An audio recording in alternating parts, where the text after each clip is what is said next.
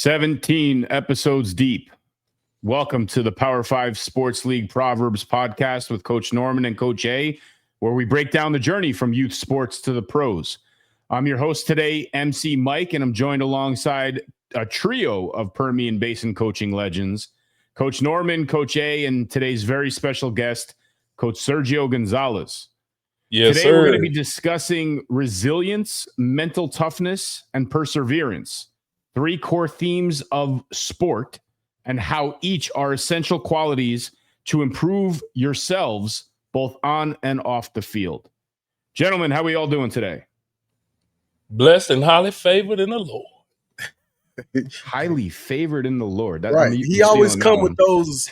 How do you outdo that? You know, like, hey man, it ain't about outdoing it. No, it's not. Just be blessed. Yeah, too, that's like and highly favored in the Well, Lord. yeah, Highly favored. highly. Coach right? A, how's your week been? Good? It has. It's been filled with some trials and tribulations, but you know that is a testament of our faith, and I look forward to those moments so I can display the blessing that God has given me. Right. So, yeah. Same. Sergio, very nice to have you on the show. How you faring off? Good? Doing good. Thanks for having me. Getting ready for the playoffs, so been a busy week for us. Yeah. I bet. We're going to dive into all of that. But before we get any further, Coach A, as always, you're going to lead us in today's prayer. I will. Let us bow. Father God, we thank you for this opportunity to come together, share wisdom, share stories and truth. Father God, bless our conversation today. Let it inspire, encourage, and uplift everyone who's listening. Guide our words so that it reflects your purpose in being light to others. I pray this in your son's Jesus Christ's name. Amen. Amen, amen, and amen. Here we are. Amen. Just need to leave my hat off today because I got that fresh cut today. Oh, That's what made you highly favored in the Lord. Highly favored. Well, you're going to leave your hat off. I'd like to introduce our sponsor for the day. Introducing the Long Drink, the perfect way to celebrate victory. Good vibes, great friends, crisp and refreshing. For more details, go visit thelongdrink.com. The Long Drink, official sponsor of the Roundup Inc. and P5 Rally for Youth Pickleball Tournament. I'm going to leave Freshly mine cut off too today, huh? Yeah, you know what they said about bald men? That we are bad and God had to remove our hair so he can see our thoughts. So all the bald men out there, that's why. Okay. I thought you were going to say you don't have a line item in your accounting for a barbershop, but I guess we're both right. Don't do that, but I'm going to go ahead and put this back on. All right, we're going to jump into today's proverb. Coach Norman, I know you're excited about this one, so why don't you lead us off and start breaking this one down? Yes, sir. Today's proverb is Proverbs 24:10, which says, coming from the NIV version, if you falter in a time of trouble, how small is your strength? You falter in a time of trouble, how small is your strength? This is a great fit for today, man, because this verse speaks directly to resilience, mental toughness, and perseverance. Core themes that are in sports. And we got a special guest today, Sergio Gonzales, who's been coaching for a long time, not just in football, but in baseball and all of these other different sports as well. And let me see what else. Yeah, man, this is how teams and individuals respond to challenges and how the true strength is shown, not in comfort, but under pressure. Under pressure, man. And I know they've been in some pressure situations in the past years and stuff like that, and persevered through. And so, yeah, man, I think this verse is very fitting for today. Beautiful. Coach A, what are your thoughts? Man, again, this proverb speaks directly to me with the things that I had to endure this week. And again, you only as good as what you believe in. And if you run away from the hard times and give up, then that right there is really giving you an example of your character and who you are and what you believe in. And if I ever step away from what the Lord has told me to do, and I've never believed in him. So staying true to what his word says, and no matter if things go in my favor or not, it still remains true to me. So that's we've discussed several times, the attitude of running towards the smoke, right. embracing that resilience and pressure situation, because we know it's ultimately going to improve your character. Coach Gonzales, what are your thoughts on this? And, we'd love to segue that into sort of a background about yourself, an intro about you as well. Man, I'm from McCamey, Texas. Went to school there, came to Midland, tried to play college baseball here.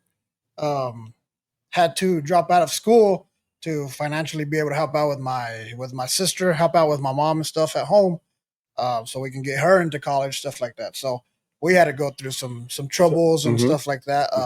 My dad, I was telling Coach A earlier, my dad's been incarcerated for the majority of my life, so we've had a lot of ups and downs, and to be able to get to a position we're at now, it's really been a blessing for me and my family and my kids around us, Yeah. Right.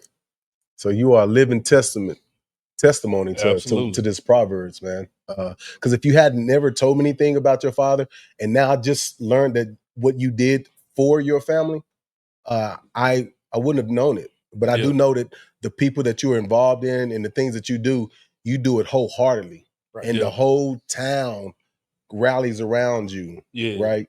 You are the motivator. You're the thermostat of your town, and that's huge. Yeah. It speaks highly of your character. It is, man. It just shows the way you give back to these kids, man. You look at people and you see them giving back to these kids and pouring into these kids and things of that nature. And just hearing, your background and where you come from, it makes it even more impressive. Right. That you're doing that because you want more for those kids than what you had. You know what I'm saying? Yeah. And so I think it's an awesome deal, man. It is. Yeah. It sounds a lot like resilience and perseverance. I mean, Coach, everything that you were mentioning when you were sort of breaking down this proverb before, right? So, Coach Gonzales, I mean, let's start off with like a little intro about, your role right now in youth sports, how that sort of, works into the Power 5 ecosystem. Like, why don't you do a little intro about that? Like what team are you associated with?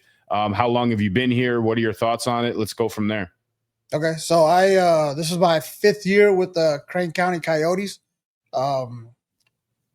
Mark Ziegler started us 5 years ago. He ended up moving away, threw this up on me and said, "Hey man, I think you're the next guy in line. I think you're the best one to take over." Something I really wasn't looking forward to doing at the time.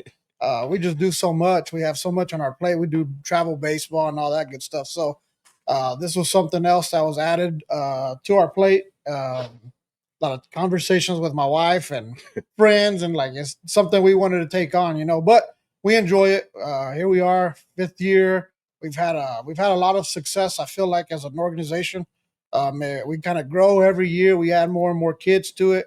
I got to bug these guys all the time to open up more slots so we can add players all the time because we do get more kids that want to play out every year. So it'll make you feel better that request makes its way all the way to South Florida to open those spots. Right. No, that's great. I mean, the organization in a whole over the past few years has had tremendous success, and we will sort of touch on that a little later, Coach A. Hint on trivia, but we will sort of break that down a little bit as far as the overall organization, how well they've done. So you're the athletic director of Crane. Crane is one of the organizations in the small school division, an extremely powerhouse in, at all age groups. So when it comes to sort of planning for the season, why don't you talk to us a little bit about what your expectations are about, sort of, I guess, bringing some of the kids back that, had the success the year before, and then of course going out and trying to find a new crop of 5U kids to start the process all over again? Man, the 5U is the most difficult, the most difficult team in season and out of season to deal with, right? Trying to get kids to get involved. In Crane, it being so small, it's hard to get a lot of people that want to be involved. They're afraid of the travel. It's something that's fairly new to our town. I know 5 years seems like a while, but it also is a short time, right? So it's hard to get everybody. We get a lot of kids that they tell us, man, it's expensive. The travel's hard, but we've got a lot of really good people that are in our staff and stuff like that kind of help behind scenes get others involved and all that. Even our school program, PE teachers. I know one very well, so I reach out to her and I'm like, hey, who's the fast kids in pre-K? Who's my next group coming up? So there's a lot of involvement in our town. It's not just me doing a lot of stuff there. That sounds like pretty extensive scouting to me. Yeah. No, that's good, man. They do have a tight knit community. Mm-hmm. How many people in Crane about the population? 2,200 maybe. Wow. 3,000 maybe. I'm not 100% sure. Yeah, so I mean, you're looking at around that many people, and to be able to build your organization and have all of these kids playing is really amazing, man. To have all of these kids out there and getting involved in sports and and then teaching them the life lessons that you guys teach them and everything. And again, not just doing it in football, but doing it in baseball and all of that. That's a testament to y'all's leadership that y'all have out there. And trust me, I know it's not just one person doing it. You have a lot of help, and but it's good that you have those people that come around you and build that camaraderie amongst y'all's people and teams and everything. So that's pretty cool. Yeah, I just like to say that last year, stepping into this role at the first time and getting a chance to see Sergio and his coaching staff was an eye opener. As a head coach of a small town, what Sergio is doing is exactly what you want your youth to be coming up in a stable and getting coaching in the manner that Sergio is providing. That is going to cause your high school, your middle school, and your high school to be that much better, right? And so if all the towns would just take this as an example of how he's doing it, I mean, the programs from football, basketball, to track will be elite, because one thing we talk about is just the chemistry. Mm-hmm. And not only that, if the high school would just lend facilities to them, lend what their offensive theory or defensive theory, well, I take that back. They don't need it, because these guys know football. I step back and got a chance to watch them call plays, so they know football. But just lend the necessities that they need. They're going to build the next high school team for them with chemistry and with the involvement of the parents, and they are ultimately training the parents how to act. So it's very important that everybody pay attention to what Sergio and his coaching staff is doing for Crane. No, we do have a lot of support from our athletic director, football coaches. Some of their kids actually play in our organization. The school board members there in Crane, allowing us to use the football stadium and all that kind of stuff. Right. So it takes a village, right? So they do really help out a lot. There's not a whole lot that I can complain about to our school district, at least that. Right. But talking about the chemistry and the success, if you go look at our 7th grade team, they were able to have a successful career in the Power 5, and that group is just killing teams by 40, 50 points right now. Wow. And now you're playing teams that are your size that don't have youth football, and you could see it on Thursday. We were in Kermit last night, and I hope I don't hurt nobody's feelings over there. Hey, truth hurts, right? It was 52-0, and so it was it was over quick in a hurry. I showed up in the second quarter and it was 28-0. So and we're actually playing some bigger programs as well. And that group is out there having killing it. Man, yeah.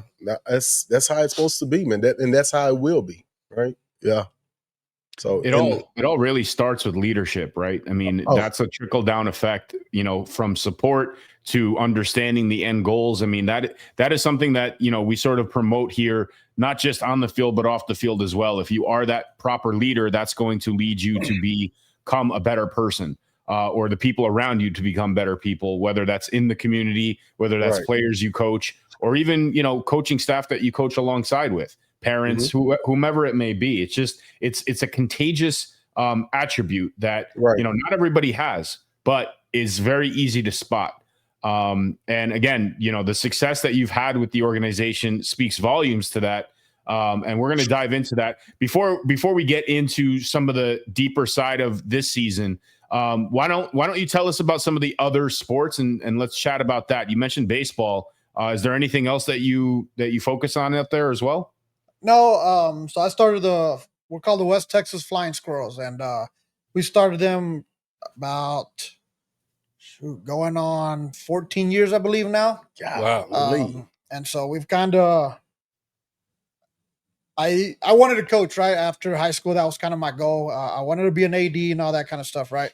So this was a chance for me. I had some people from my hometown, some cousins and some family friends that reached out. Were like, "Hey, come coach these kids. We want to play ball, right?" So that kind of got us started. My brother-in-law Tyler Sparza, he was another guy. We were living in Midland, so we were driving to McCamey, 2-3 times a week sometimes for baseball. And we were not very good. We won 4 games that first year. It took us about 3 years to build it. And then once we had some success, it trickled into now what we do with the football side of things. On baseball, I think we have 10, 11 organizations or teams in our organization. Yeah. So Wow. We have around 140 kids that are in our baseball program. And our football, we're at around 130 plus the cheer. We do a little bit of basketball. Like I mentioned to you earlier, my background is basketball. It's my least favorite sport. That's what I started with. And that's the one that I don't push the hardest. But we do play rec. We actually go play in Fort Stockton. It's the closest rec that we have. That where our kids can play together. So they play locally. They're in Crane, and they play against each other. But just to build some chemistry in basketball, this past year we kind of started going to play over there. And we have some other organizations in town that we're not involved with that do basketball. We got the Lady Lightning, I believe, is one of them, and they got some younger girls. My niece is on that organization. The guy that runs that team, he helps with the Coyotes now. And so everyone kind of helps each other out in our town, and we kind of help recruit and push kids to play other sports as well. Just being a 2A high school, they're going to play everything once they get into school. That's why we don't do year-round, baseball and football. We do try to build a little bit of everything. That's very interesting when you said, and I'm gonna tell you the part that interests me the most is, the Crane is a population of about 3,000 people, right? So that's a 2A high school, in Texas. But at the youth level, like you're competing with the Midland Odessas, the Greenwoods, the Andrews, all of these surrounding towns that we have within the Power 5 Sports League and whatnot. You're competing with these guys that are going to be going to 6As and 5As and 4A schools. You know what I'm saying? Like, I think that is so awesome. Can you speak to that a little bit as far as like how does it feel to be able to compete with these teams and these different cities and things of that nature, even though your kids are going to be going to a 2A high school? The biggest thing starting on the baseball side of it was the pitching. That was the hardest thing for us to adjust to it, right? They just have more kids to choose from that throw harder. We don't have a ton of 6'4" dads walking around Crane, so we don't have a lot of kids that are 6'4" walking around, right? Yeah. So that was our biggest adjustment that we had to learn how to. We had just to be better. Yeah. And then once we start in football, that's our biggest thing, linemen, right? It's hard, the sizing, but like we talked about that 7th grade group, The lights should never be too bright when you go to Alpine or Right. when you go to Kermit and stuff like that, right? Because you've been playing in Midland, Yeah. Lubbock, Right. Dallas, and then some kids have gone to Florida. So Yeah. the lights should never be too bright for our kids. And you're saying that now, even our high school baseball program, we have a lot of kids that started as freshmen just because it was Wow. you're playing 14U, and we've even had some kids that tell us, like, I had 2 kids that went to high school. They've already graduated, and in our baseball program, these kids hit like 600. They can smash the baseball, right? Dang. They go play for 600. McCamey, and they get to district, and they're hitting 180. And I'm like, what's going on? He's like, coach, they throw so slow, and we're accustomed to playing at a higher level. Wow. We can't adjust. Wow. And they were having a hard time. And then summer showcase tournaments would come up, and these dudes are hitting home runs. They're smashing the baseball. Yeah. And they're playing with kids that are probably going to play at the next level, and they compete more than they do in their own district, and it's a mental thing, right? Like, especially in baseball. Yeah. But they can't adjust because they're used to at 14U. Mhm. They're seeing kids that are throwing 82, 85. Right. And then you go play in a small town, and they got kids throwing 78. Right. And it's like, come And on. yeah. Right. And they have a hard time, and it's hard to, because we want them to go just kill everything, and they have a hard time adjusting because we've been playing at a higher level for so long, right? Well, that's proven. Usually you hear the opposite, right? Yeah, Usually you yeah. hear that you're used to playing in this environment, and then you enter this new one, and they're throwing 86, 87 miles an hour, and you can't keep up with it. It's very rare that you hear it the other way around. Yeah, it's backwards Right, for us, it is. But at the same time, I mean, that's a proven commodity in the major league. You got some of those pitchers just getting up there, barely throwing it, and those guys was smashing the balls. They can't hit it, or they popping it out. So, wow, that's a good problem to have. Well, kudos to you guys in your program, right? In our football right now, like our coach, the kid that's actually coaching our 7th grade, he was on my first baseball team. So, we get to kind of talk to him. We know him very well. So he knows these kids. He's followed them around. On Saturdays, he'd come watch us play. So he talks about this 7th grade group right now can run 60, 70 plays, because that's some of the stuff that we do, right? So showing up on Thursdays, they laugh because they're like, hey, I don't have to show a kid how to put on his helmet. Hey. Day one, we're running plays, so it makes I think it's been beneficial to our programs there in Crane. Absolutely. And I think it's about to really start to show up in the next couple of years. Man. I think that's so speaking important. Coach A's language for sure. I mean, he's been harping on the bridge between youth sports and the high school level many times throughout the course of this series. And he feels like there needs to be that link that, I guess introduces the kids at a specific level in a specific town to the programs that they're going to run at the high school level. It's almost like a recruitment sort of angle that they could have where they're going to be running a similar style of offense or just sort of understanding the basic fundamentals so that when they get to that level, they don't have to start over again with that. Exactly. We use some terminology from our high school. Not a lot of the formations. It's just a little bit harder. They run a lot of the run and gun. They're spread it out. We don't right now in our program. I don't have a quarterback in our 5th and 6th grade group that can throw it like we did the previous year, right? So we had to adjust a little bit, but some of our formations are similar, so we call it the same, and we're able to adjust that way. But even in our program, we've had some kids move into Crane now because they've played with these kids together in baseball and in football. And so, so now we've had 2-3 kids that have moved in. Ryan Golson, he's a stud, right? And he can play. Shout out Ryan. And he moved over from McCamey. His mom's a teacher.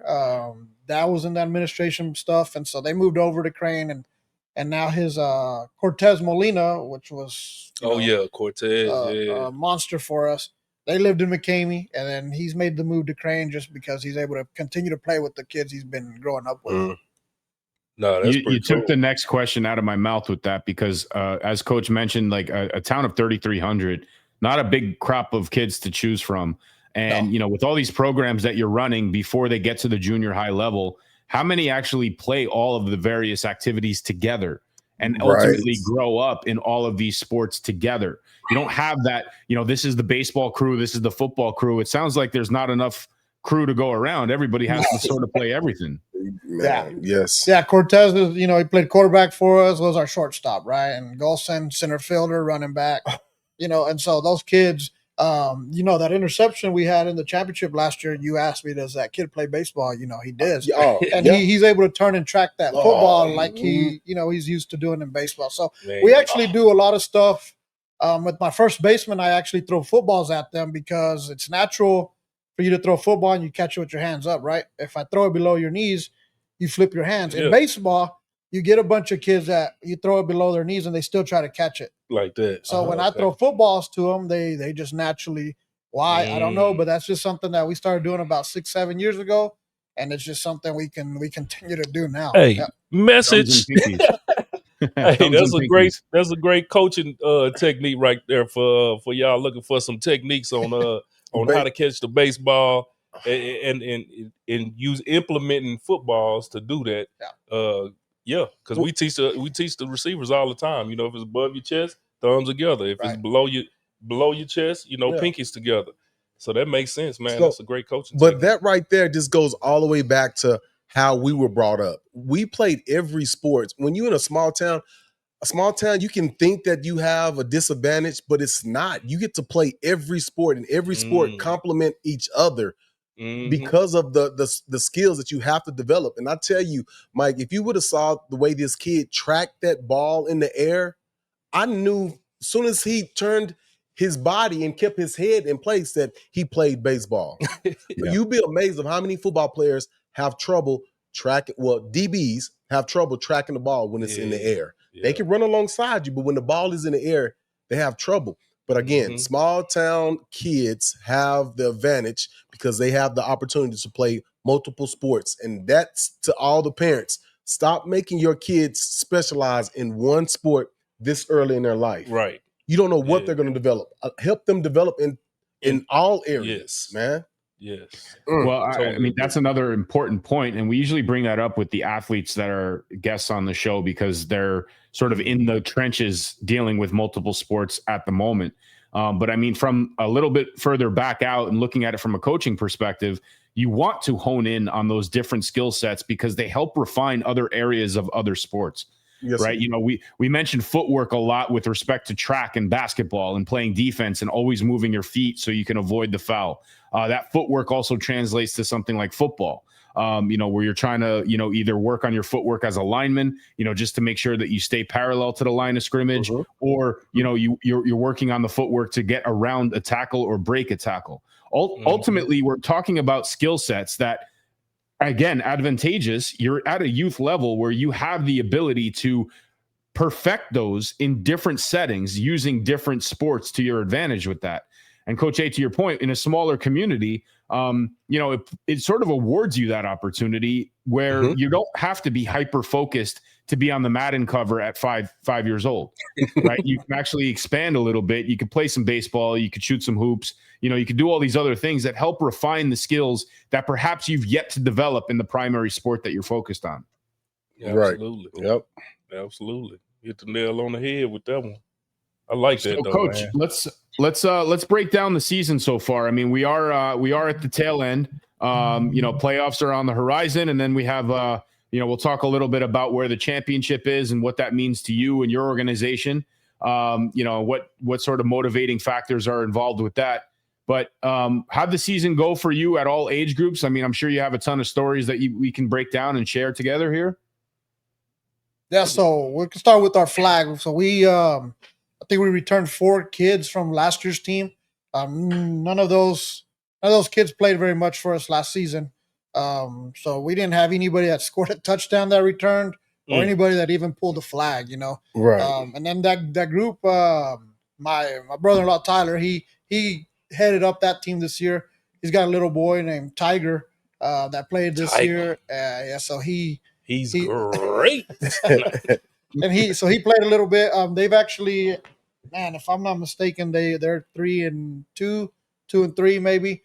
We won more of the games than we thought we would win. Right. So right. they've actually they've improved a lot since the beginning of the year. That group is hard.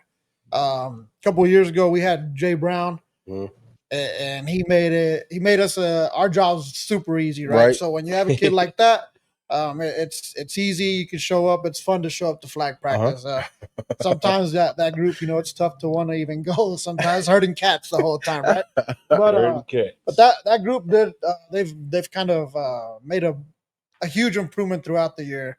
We'll see. They ended up, I believe, in the 4th seed, and they'll face Monahans this weekend. We're kind of in the same boat with our freshman group. None of the kids that came back with that group, I think we had 7 kids that came back. None of them started the previous year. So it was a uphill climb for those guys as well, having to learn with kids moving up from the flag to finally playing tackle. We had to make some adjustments. We're not as explosive as we would like to be at that level. Right. We lost a couple of kids to some D1 schools. But again, we just gotta roll with what we got at those smaller towns, right? So that group, I believe, ended up in 3rd in their division. They'll end up playing the Outlaws next week. They gotta bye this week. Yep. And they've got some players. The little quarterback for them, Ames Aguilar. His older brother played for us last year. He's a 7th grader. He's one of those kids that was with that talented group. They're just hard workers. Little bitty guy, big heart, man, and he gets after it.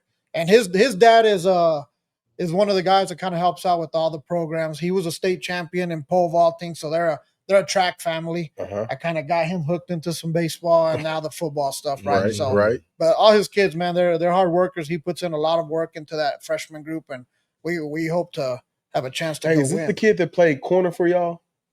He plays some corner. In that playoff game last year in Midland, he was guarding that kid that was like 6 foot. Yeah.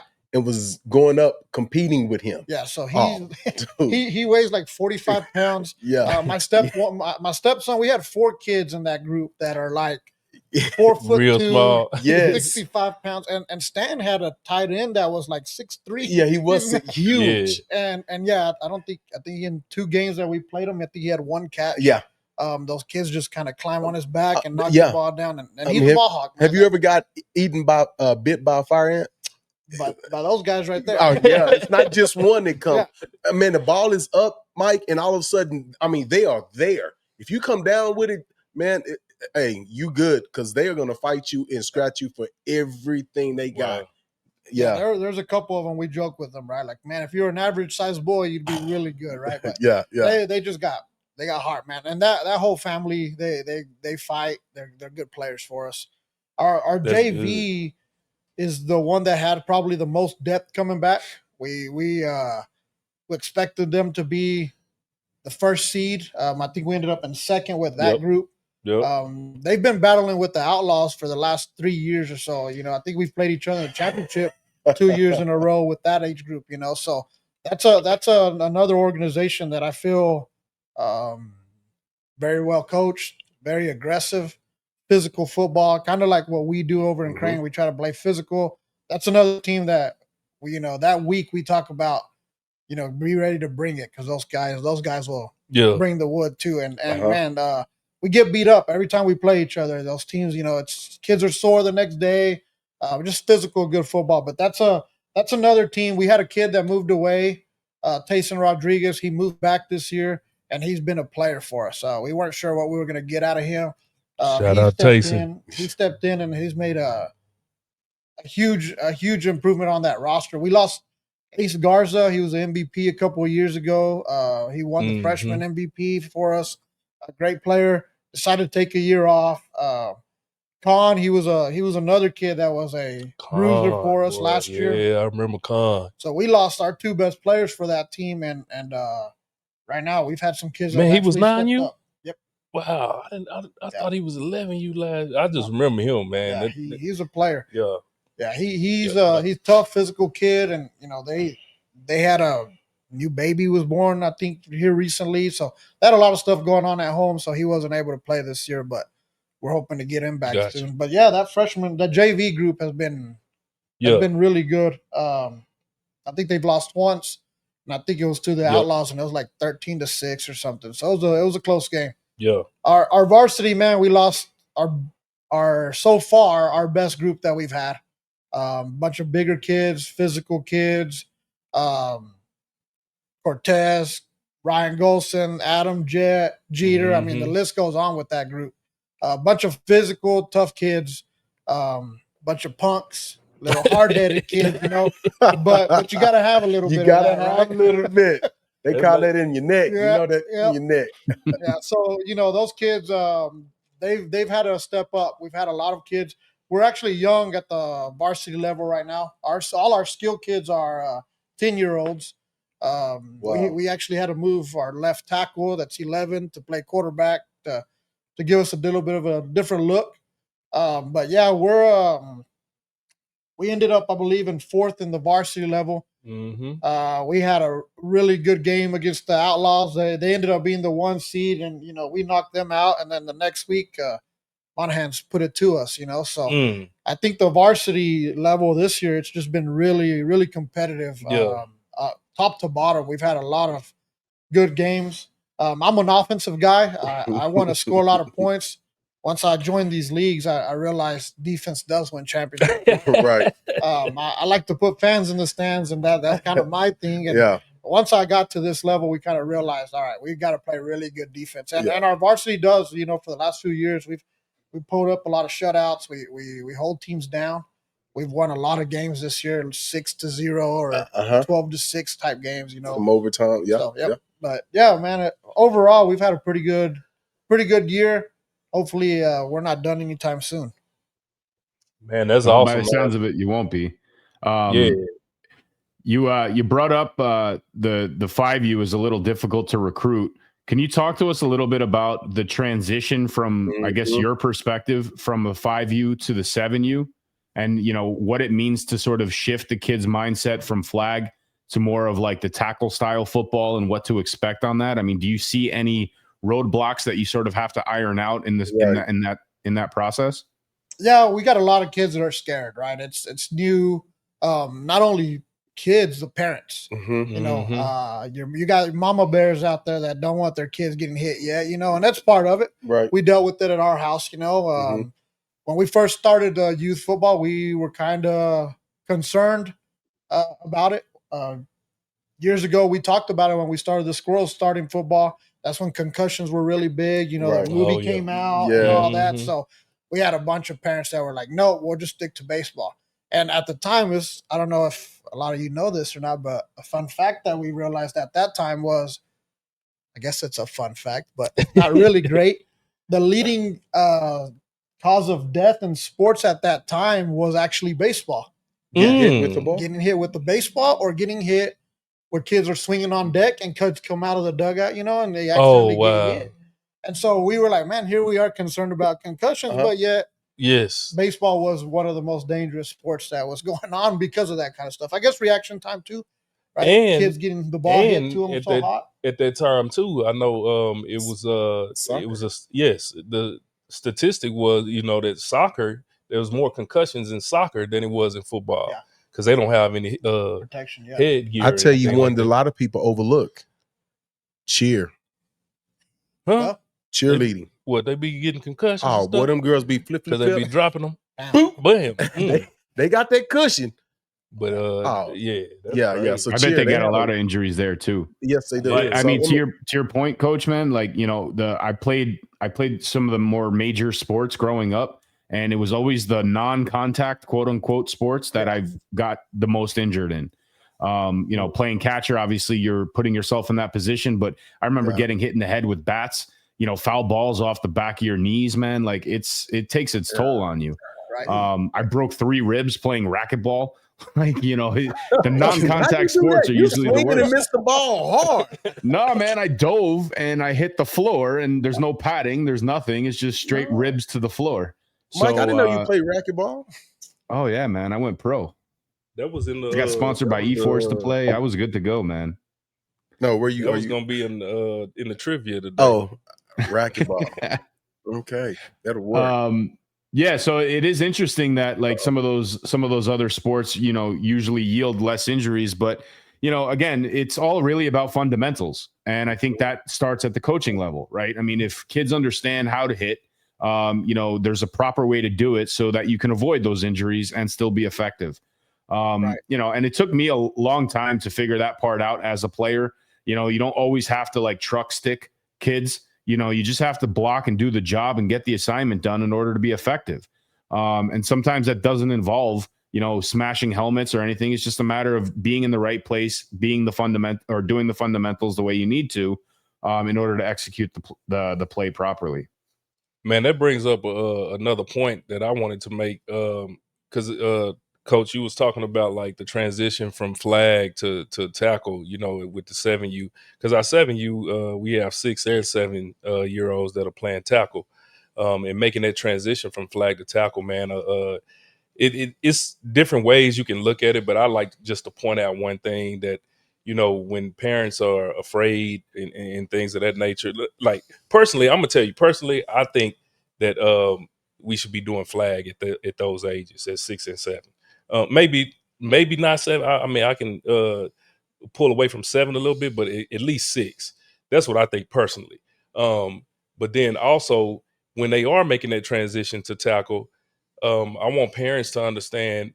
Now, it's not always the case, but I want parents to understand that they not hitting like they hitting in the NFL. You know what I'm saying? Like, you got little bobbleheads out there that's trying to get used to the pads and get used to the helmet and stuff like that. And so I can see their concern for it and their hesitation. But that's what I tell parents a lot of time, man. It's like, hey, man, all of these kids that's just now putting on pads, just now getting into the how to run with their pads and all of that type of stuff, man. They not really hitting like that, like you see in the college and the pros and things of that nature. So that hopefully that can kind of suppress some of those concerns, but then too, some people don't want to do it at all until they get into the junior high. So so we've dealt with that. There's a couple kids in Crane that we try to get out. They're 8th graders. I think a couple of them are actually freshmen. We try to get them out. Parents were like, no, we don't want them to get hit till 7th grade. And then you kind of start watching them in 7th and 8th grade, and they're not starting, and they may be just as athletic, if not better, than some of the kids that are starting, but that's their first time to put pads on. Yeah. And so they were having to adjust to getting hit, and stuff, when we have kids that are like, hey, that's what we do. So that brings up a great point, man, because we talk a lot about experience and where does that all start? It's a fine balance between all this, right? I mean, as a parent, obviously I understand, there are, certain things that you don't want your kid to have to deal with, but on the flip side, what is the learning experience from that? How can you perfect those skills so that when you do get to, I guess, this magical age where hitting is okay, you're not scared of it, or you can, dish it out the same way that you're receiving it. Right. So, it is a fine balance. And I think, it really just is a matter of individual character. You talk about some of the smaller kids that have, hearts of monsters. You sort of develop that by putting yourself in a situation where, you're going to get hit a little bit. You're going to want to get, hit somebody a little bit, like obviously on the field. But, it helps build that sort of mentality and that character. And, you see it at the youth level, and now you see it all the way up to the professional level. I mean, look at the running back for the Giants now. It looks like the guy just wants to run through brick walls. Yeah, buddy. So he's living proof of, just fearless and going out, doing your job and not being scared of hitting. In fact, being scared of the guy that's in front of you because he's going to hit him. Right. And he's on my fantasy team. So I'm hoping he does good. Right. So we talked, you mentioned something earlier, Coach. I want to sort of circle back with it. The lights being bright. And, this is something that I think we focus a little bit too much on, as far as offering, these sort of opportunities to these kids where, we want to put them in that spotlight. We want them on that field where they have those, quote unquote, Friday night lights type of experience where they are the center of the town or that evening. Power 5 has offered, the opportunity for things like the trips to Florida, regionals, wherever they may be at that time. you're no stranger to travel with obviously your experience with baseball, but why don't you sort of lean us a little insight about what your experience was in assembling something like an all-star team and having the opportunity to come to a national stage in a different state, playing in a monster stadium. Talk to us a little bit about how that's worked out and how you get your kids pumped up for that. Yeah, just for us, like being in Crane, right? Small town. Even when we just had the opportunity to play in Grande, it was awesome for our kids. Our town had send-offs for our kids. And sometimes we think, hey, are we doing too much? The fancy jerseys, the helmets, man, these kids wearing $400, $500 helmets, right? And then they get to 7th grade and they're like, Coach, we got this big mesh jersey. Our pants don't fit. We don't got a tunnel. We don't get music. Hey, I got to interrupt. Only so because true, I was a middle school coordinator, and these kids coming in, and I'm issuing out this equipment, this shoulder pads, and this uniform, and they looking at it like, how dare you? This is beneath me. We gonna go out and look like this? And I was like, okay, I understand it. When they come in as a coordinator or the middle school, my jerseys have to try to somewhat compete with what they had because y'all go all out, man. So, yeah. Well, it pads flying out the pants. It actually pushed the Booster Club in Crane to buy a new run through for them because we had a sponsor that got us shout out to TPR Rentals. They paid $6,000 for our helmet. We got one of the biggest ones. Wow. And when we first talked about it, we were like, hey, we'll just get the cheerleaders to do a paper. We can run through it. Yeah. And then at the time, they were called the Howard County Broncos. They show up and they've got this huge tunnel, a DJ, and they playing music. And we were like, dude, we got to pick our game up. Step up a little so we got to run through a Velcro run through that we went through. And Mark was like, all right, our first thing we're going to do now is buy us a tunnel. Right. So we got a big one now. And they pushed, like I said, a Crane to they had to go buy a tunnel because they're like, hey, our 5th and 6th graders and 7-year-olds have a better run through. They're like, we want to go back to youth. So it is an adjustment for those kids. They'll text me, right, man, Coach, I got a bucket hat. Yeah. And they tell their coach like, hey, call Sergio. Let's see if we can use their helmet. But it's an adjustment for those kids because they do. And now, I mean, everyone's on turf, right? So everyone gets to play on turf. Yeah.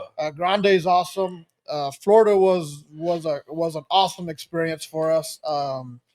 Last year I was able to go and be on the staff with Rob's team and the 12U All-Stars. We went kind of just to check it out and see how things went. Right. We put in a lot of time into what we do, so we wanted to go over there and kind of have our feet wet in case we would have an opportunity to move forward. I've got a kid on the freshman, so I'm thinking moving forward, could we have more opportunities for him and other kids to be able to go play, right? And so when we got to go down there, it opened up our eyes because we sit here and we think like the Greenwood Rangers are huge, right? And then you go there and you're like, oh man, like these are grown men. Getting outside of Texas. And I'm 5'9". I'm not a super big guy, right? And we watch 14Us walk by and they 6 foot and taller. I'm looking up at every single one of those kids, right? And so it's a different world. It's awesome. I've been trying to recruit some kids from our organization to go with our 10U and 12Us. And just being able to explain to them the opportunity and just to be able to see what's outside, right? We get a lot of backlash even in our town, right, about travel sports. You're ruining rec sports, you're not giving everybody an opportunity. And I get that, right? Travel and all that's not for everybody. But once those parents get out there and see what our kids are going against Saturdays and Sundays in baseball, they realize like, okay, we got to get our kids involved, you know, and it pushes, right? But these opportunities are awesome. Getting the chance to go to play in Lubbock, that's been something we've been talking about all year, right? Since John kind of announced it and let us know, hey, this is something we're working on. We're going to try to play in Tech. Who else can do that, right? Nobody else has that opportunity. We had that conversation a couple of nights ago about how there's nobody else that has certain resources like that, right? Again, Grande for us, it's awesome. Right. Even when our high school program gets to come play at Grande, it's a pretty neat experience for them, right? Right. I got to play there in high school when they first built it.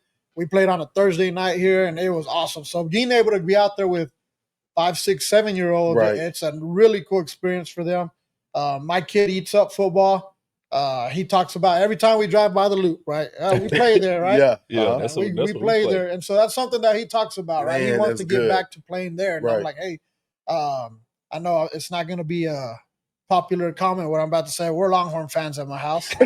And, You better watch out where you're sitting, man. So when we talk about it, I would tell my son, hey, we're going to play at Tech. My brother-in-law goes to Tech. He actually went to Tech. He works at Tech now.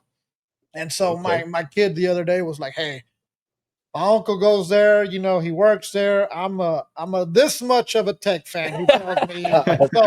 So he's excited, right? And he's 7. He's got that opportunity to he's going to have that opportunity, if we can win a couple of games to get to play there. And, he talks about it. So it's exciting for me, even for me. I'm 37 years old, and I'm hoping we can get one team, right? That's what we tell the boys. Somebody, just somebody make it out there. I don't care if it's the team I, directly coach or not, but one of us so we can get out there and get to experience that, right? So we're looking forward to that. And then Florida in December, there's a lot of cool stuff coming up for these kids, opportunities that obviously we didn't have while growing up. I didn't get to play tackle until 7th grade. And, we had a pretty successful career there in McCamey. We always talk about it now, right? Like when some of the kids that play for us, like, man, what if we would have had this? Yeah. How much better could we have been, Right. Being able to make runs and stuff like that. So it's cool, man. I enjoy it. It's crazy to see some of the kids now that, my friends' kids are playing. I can't believe my kid's actually playing now, so it's a really cool experience. Yeah. Florida, the big stadiums, like it just doesn't compare to being able to play, your local stuff. Right. So for those that don't know, and you hearing it here first, exclusive on the P5SL Proverbs podcast. You're supposed to go. Oh yeah, there it is. Coach Sergio Gonzales will be coaching the 12U All-Stars in Florida this year. That's awesome. Yeah. Hey, I'd like to add. Were you done? Oh yeah, yeah. Oh, okay. Whenever you ready, they still cheering. I'm sorry. So we talk about Sorry, I was going to call you Pastor. Yeah, Pastor Serge. Yeah, Coach Sergio, putting these kids in a position where the lights are not too bright when they get to high school. Well, I last year I got a chance to see this in action because again, his program, the way they run a program, is top tier. I remember being in the press box and there's a lady who works the ticket sales called me and was like, there's this team that showed up on buses. I was like, okay. She was like, all of them are dressed in suits. Yeah. I was like, what? So I get down there and I see these little boys walking around in suits. So I missed it. And so I talked to Sergio. He's like, we got another bus coming too. And I got a chance to see these kids when they walk off, like their fans are there. They're dressed up like college players getting off of these buses in suits. So he's already setting the mind frame that, hey, it's all about business. You look good, you play good, right? And we're showing up to this facility and we're going to take care of business. So I'm assuming they do that in high school. No. And if not, not to that level, right? They might start now, right? Just so like the jerseys, right, and the blow up. So when you have a program that runs and the expectations is that high, like that forces everybody around you to step their game up, right? It's almost like when people look at me and they're like, "Man, why you dressed up?" I'm not dressed up. You just dressed down. You dressed down. So Sergio, man, his whole organization is running on a different level. And the cool thing about it, I mean, they had so much success last year that they have targets on their backs, right? Everybody wants to beat them. And every game, it comes down to coaching. And I get a chance to sit back and watch when other teams, other leagues, they just try to out formation and put more players on one side and just try to out muscle you. But these guys are playing chess and they're moving pieces. Because I can recall a game that I'm watching Sergio. They move into doubles and they're always going to the doubles, the receiver. And I'm sitting there looking back like, well, why don't they go backside? He done it all game. And when they needed it, he pulled that thing out of his pocket and went back to the backside tight end. That right there let me know, like, these dudes are on a whole nother level when it comes down to coaching, right? Yeah. It's at a great level. They understand the game. So I think they will have a lot of success when it comes down to the all-star games and stuff like that. Yeah, man, we got several people or several teams in that 12U division. You got New Jersey, AYF. You got Arizona, YFL. Of course, you got Black and Gold coming out of Midland, Texas, and surrounded Permian Basin. You got Michigan, Greater Illinois, Blackstone Valley, Central Massachusetts, and Delmarva in that DMV area. So those will be the teams that'll be in that 12U division, man. So it's a great opportunity to get out there and play against people from all across the nation. And shoot, man, we excited about it, man. And I'm glad to go see Coach Sergio in action. And then we also have our 10U going as well, and Coach Martin from Monahans will be coaching that team. So it's a great opportunity, man. And we talk about it, and I always want to keep the main thing, Yep. and it is all about the kids, man. But shoot, even for me personally, these coaches being able to go down there, you know That's what I'm huge. saying, and coach against people from across the a nation, across the country, and being able to go showcase their skills with the talent that we have out here, and taking that talent down there and going and winning that big ring and Right. winning that trophy, man. That's a great opportunity, man, and I just love it for all parties involved. Right. You said New Jersey. Yes, sir. This the same New Jersey? Oh yeah, New Jersey has a huge organization, and so they that's the one that beat us in the championship last year. But Due to the roster on our side being small. yeah, we had a small roster, man. Okay. We had about 16 kids, and then one of them got hurt on the first play. One of our line, we had 6 linemen. So they was playing both ways, and then one of them got hurt on the first play. Man. So then we had 5 linemen going both ways. But we ain't gonna make no excuses. You know what I'm saying? New Jersey, they came with about 36 kids, and but they end up winning it. We went to the championship at least. And we did well, man. And this time, shoot, Rob, he's been there several times, so he got a couple of rings. Like this one I'm wearing right now, when I was coaching with Rob out there on the defense. But, bling, bling. But we can get some more coaches, man, out there and coaching these kids up, man, and seeing because they're going to go through different coaches throughout their careers as well. Right. You know what I'm saying? And so I just love it, man. I think it's a great opportunity for the coaches, for the kids, everybody involved, man. And we got to go get our lick back.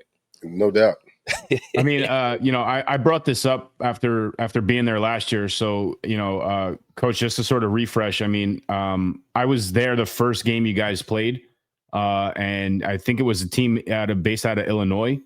And the first play of the opening kickoff, Sunshine ran it back for a touchdown, and then he was just slinging all over the field.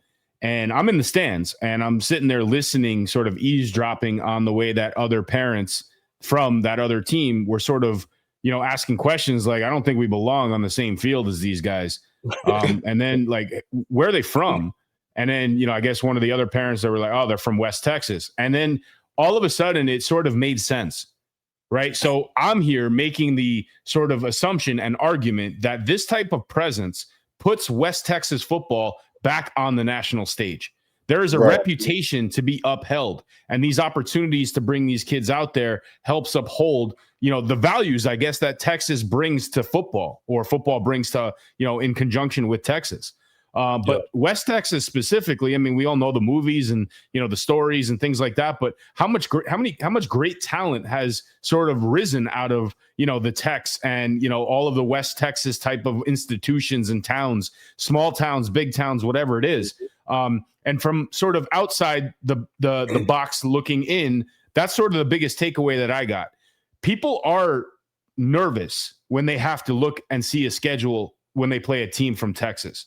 Forget about what they experienced last year playing you guys, but there is a certain, not to add any pressure for, you know, obviously the upcoming nationals, but there is a certain reputation that I guess, you know, is sort of expected from all these other teams around the country. You would think New Jersey, okay, yeah, there's a lot of talent there. I mean, on paper, if you were to pin New Jersey to Texas, who would you say is the bigger powerhouse when it comes to football?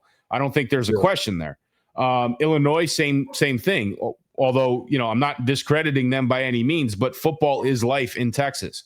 So I always thought it was interesting to see it from that perspective, listening to, you know, the parents or, you know, the fan base of, you know, the opposing teams in that type of environment. And then, of course, you know, the opportunities you mentioned with Lubbock. And I think that's something that, you know, we've harped on a lot since that announcement was made. I mean, you're sitting in between two gentlemen who had the opportunity to run out of those tunnels, you know, as a player, successful careers, you know, at that institution. And now, you know, we're going to provide somewhat of an opportunity to, it's a little bit of a travel. But I think from a community and from a family perspective, I mean, you can't ask for a better situation to close out a season. And, you know, you brought up something we chatted about last week. I mean, these things are memorable for these kids. They will take that experience with them forever. And it will be something that, you know, who knows where Tech goes this year. I mean, if national championship is in that stratosphere, then these kids get to play on that same field. GPT said we gonna do it, baby. I'm telling you, man, you got a hurricane to run through first, right?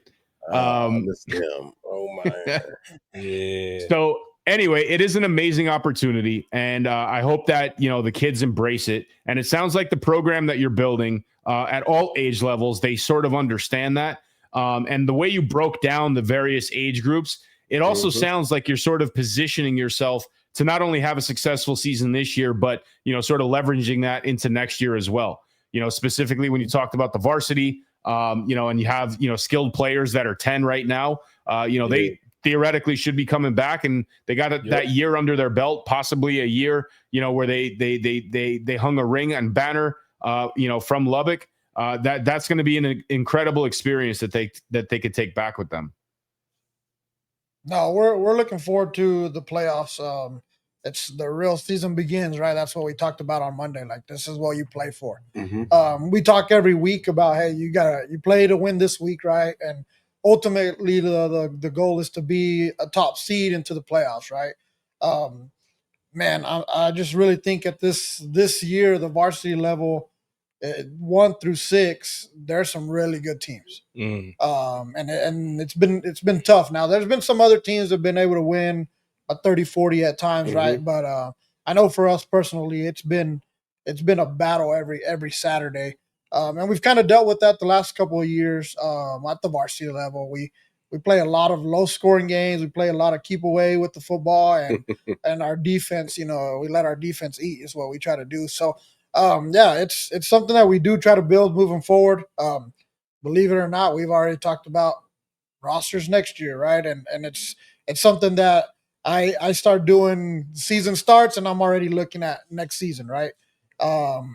We got 2 or 3 guys that kind of have the same mentality, right? So we build, you know, we kind of, last year we felt like with our varsity group, we were not the most talented team, but we definitely fought, you know, and those kids showed up and played hard that Saturday. And that's what we talk about, right? You just got to be great one time. And if we can be great that one time, that's when it counts, right? So your seedings don't matter. You got to show up now. The next 3 Saturdays, you got to show up. But we did last year. We kind of thought our freshman group, we were, you know, you said Con yesterday, you thought he's 9. He was actually 7U last year. Was he? Yeah, so concept player, man. We gotta get him back. But we, we kind of went into that season thinking, hey, this group can win it all. Last year we played the Rangers with our varsity. They smoked us in our hometown, the season opener, and then for the rest of the year, that's all we talked about, right? Like how that felt, what it tastes like, you know. And so when you can get fifth and sixth graders to believe in that and what you're doing, man, it's easy. One Saturday show up, man, it's easy to go. We still do Oklahoma drill. That's something that I know a lot of programs they don't do. Even high school programs don't do it anymore.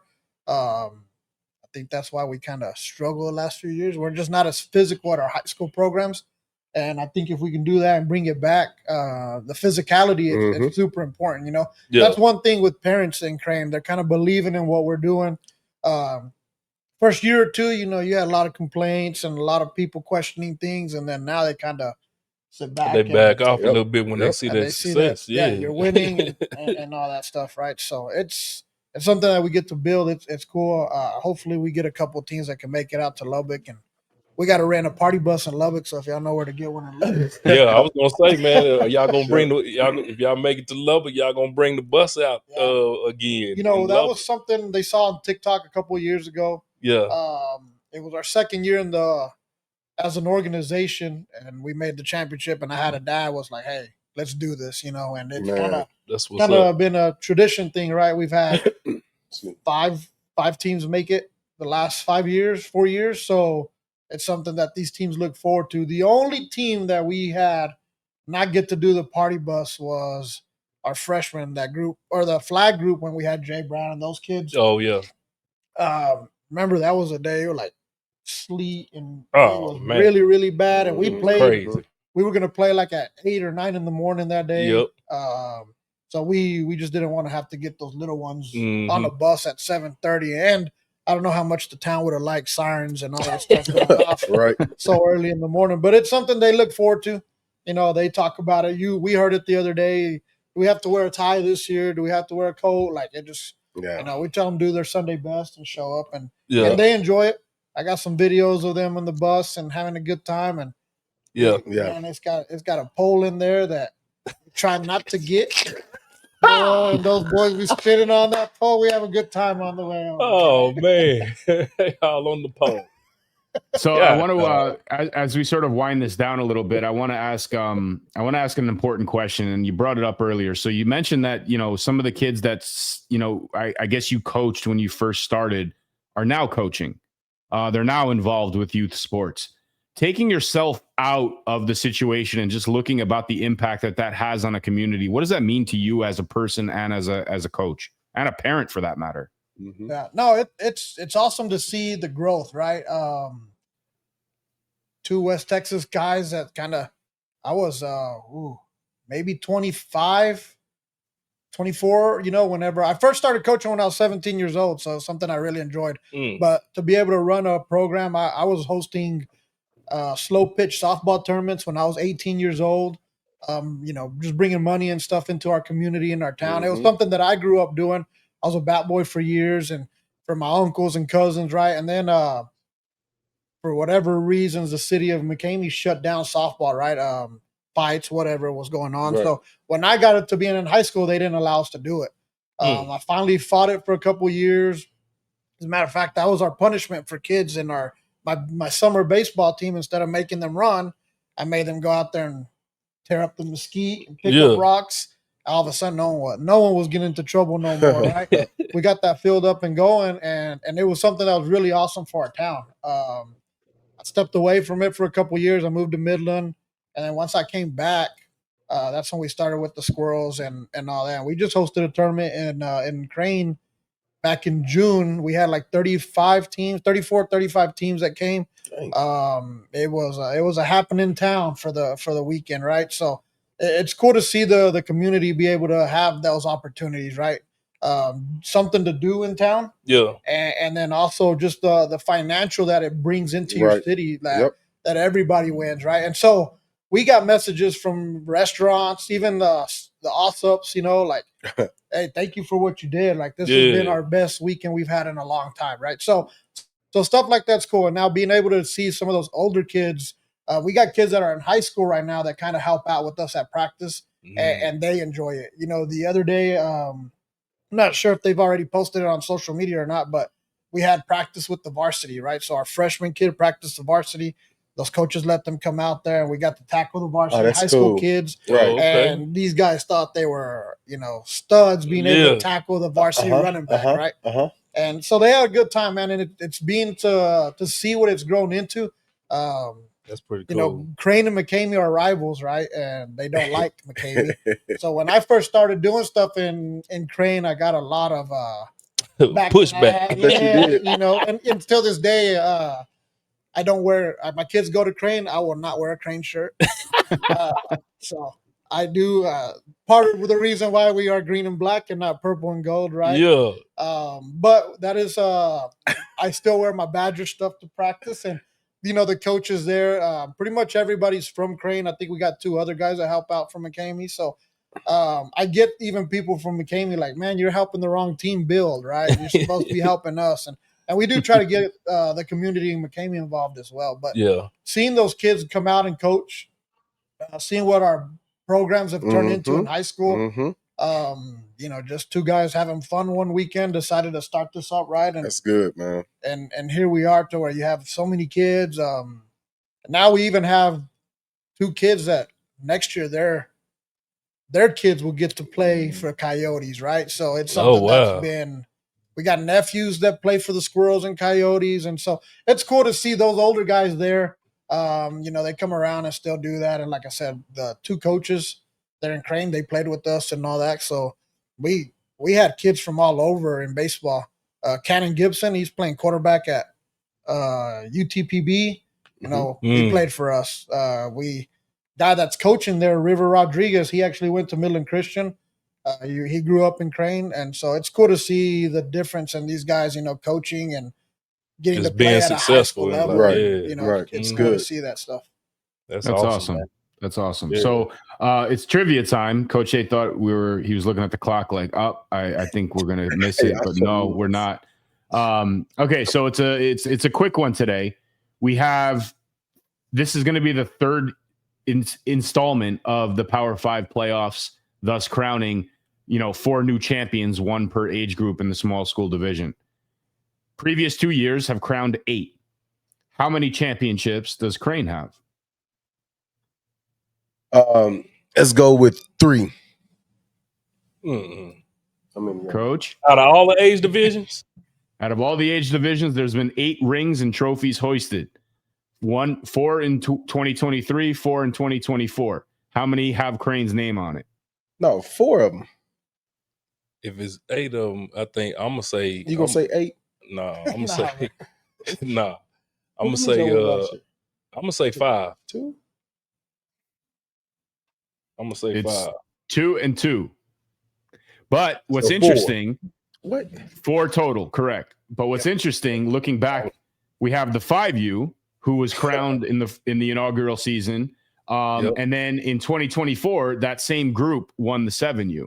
Oh, wow. And then also in 2024, that's the 11U group, the varsity team that you were sort of explaining last year. That's, I guess, in 7th grade now. So we're seeing the evolution and the growth, you know, and the success that sort of leads into that. And then, of course, you know, there's 4 more trophies up for grabs this year. So Crane is arguably the most successful team in the Power 5 ecosystem history. And, you know, it sounds like you guys have a little bit of reputation to uphold as well as we head into this playoff season here. All right, Coach. All right. We are the only team with more than just 1, too. Nobody else has 1, too. What? Steers have 1. Andrews has 1. Monahan's has 1, and then we have the other 4. Yeah. Oh, wow. Somebody, and they research. We talk about it all the time to our kids, right? And that's that's the standard that we try to uphold, right? So that's good. And that's things that we discuss, and so it's things that we push on our kids all the time, right? So goals for those kids to reach and continue to have success. Man, that's amazing. I'd be remiss if I didn't mention. So Crane's cheer this year. Oh yeah. What age group was it? They competed with the 11U. With the 11U, they competed in the 11U division. They end up getting second place. Second place. Which you know, they don't they hadn't been placing in previous years or whatnot, but That's they did a huge, great job this year. I know Coach Sergio was happy for those girls and everything. They did a great job in getting up there and getting second place this year, man. It was awesome. Yeah, we don't have the numbers on the cheer side as the Outlaws and the Rangers, even the Mustangs, man. They put in a lot of time into those programs, right? Absolutely. And this year we had to combine from 7U through 11U just so we could have, I think we had 18 girls, right? So that was really good. My sister actually is in charge of the girls side of things. So they shout put out, in a lot of sis. work. Right. She does a lot of stuff for us, even on the football side. So she's super involved, and yeah, man, they did awesome. I told them I was hoping we could crack top 3, you know, and then we got there and they blew me away, man. Yeah. Those girls did an awesome job. It was cool to see. Yeah. That's great, man. Yeah. So right before we wrap up here, I actually want to throw it back a little bit. We used to, whenever we would have a coach on, we would always ask for an athlete tip of the week. You know, just something that you can leave off with the kids. And, you know, it could be a fundamental drill. It could just be something. I mean, you threw out the football one for a first baseman. That's going to stick in my mind for sure. But, you know, you got another one that you can share with us, sort of like an inside track about, you know, some of the fundamental coaching tips that you sort of offer on a regular basis? Man, I don't know if I should be giving away your secret. Giving out my secret. No, man, we just push to work hard every day, right? Leave your problems at home. I know they're kids, right? But they still got stuff going on, and we just push for that. You know, we have an open door, and our kids are really open with us. Man, I have kids that'll come up crying like, I got to go home and do homework because my mom's going to spank me if I don't finish my homework stuff, right? So these guys feel comfortable enough to be around us and all that stuff, and really just letting them feel at home, right? That's our biggest thing as our coaches, is letting them be comfortable and show up and work hard for you. If you can get those kids to really feel like you care for them and they care for you, man, you can move mountains, right? So that's one of the biggest things that we try to do there. Sounds like perseverance and resilience to me. Yep. Yeah, buddy. Brings this full circle. Gentlemen, it was a pleasure. Coach Sergio, it was great. You know, obviously we wish you all the best throughout the playoff run. And then obviously, you know, heading into the other sports that you got for the rest of the year, heading into the recruiting elements for next year. I mean, this is a full-time gig for sure, man. And, you know, you are a model of what an athletic director needs for a community. You know, so much so that the local schools need to sort of replicate that as well. Hint, hint. Gentlemen, final thoughts before we close out for today? I don't have anything, man. You don't have nothing? I really don't. What you got for us? Shoot, man, everybody just tune in, man. We got our championships coming up. We starting playoffs next week, or this weekend, I'm sorry. And then you know, we got our big school playoffs that'll be the following weekend. You know, we'll have all of those going on October 25th. Then November 1st is when we have championships in Lubbock, man. So let's see who's going to make it to that championship stage. Right. We'll have like eight or 9 games going on that day. So it's going to start at 8 in the morning, and last game be like at 8:30 in the evening. So we got a lot of games going on. I think it's going to be huge. It's going to be a big event, and we looking forward to it. And then, you know, we got, you know, our big schools that'll be continuing on to regionals. So they'll be going the regional route in Las Vegas, which will take place November 15th. And hopefully we can, actually 2 of our teams, the 12U and the 13U, they have to do a sub-regional play-in game against El Paso. So we'll be doing that here in Midland November 8th weekend. So that November 8th weekend, we'll be doing that along with the small school all-stars that same weekend. So we got a lot going on. Yeah, man, and then gearing up for All Stars in Florida, December 7th through the 13th. So be on the lookout for some of those tryouts. We're gonna get those tryouts out there so we can get those 10 U kids and 12 U kids out there. Everyone who played in the Power 5 Sports League, everyone who was registered in the Power 5 Sports League and in AYF is eligible for All Stars. So we're gonna be pushing that out there, and we want everybody to join in and get out there and see if we can get to Naples, Florida, man, and have a good time. It's a week-long event. You'll play one day, off the next, play the next day, off the next, play the next day. And so we do things. We take the teams down to the beach and all of that type of stuff. So it's a great time, great atmosphere. The venue is second to none out there at the complex. Paradise Sports Complex is the name of it, in Naples, Florida. So we're looking forward to it, man. And so, yeah, all of those things, man. We got a lot going on, so we just excited about it and ready to get going with it. And Coach Norman likes fishing too, so he definitely Sure do. Right. buys a rod just for the occasion. I will be buying a rod. Yeah. So, like I think obviously lessons learned from last year, we definitely need a little bit more depth on the rosters, because obviously anything could happen. And, we don't want injuries to be, the hanging fruit for the off season once again. But Coach, once again, best of luck throughout the playoff run. It's been a pleasure. We hope to have you back with a nice big trophy, maybe some players and a few rings to discuss your experience, throughout this journey. But until then, have a good one, guys. Best of luck this weekend. Be sure to like and subscribe to the YouTube channel. And we'll catch you guys in the next episode.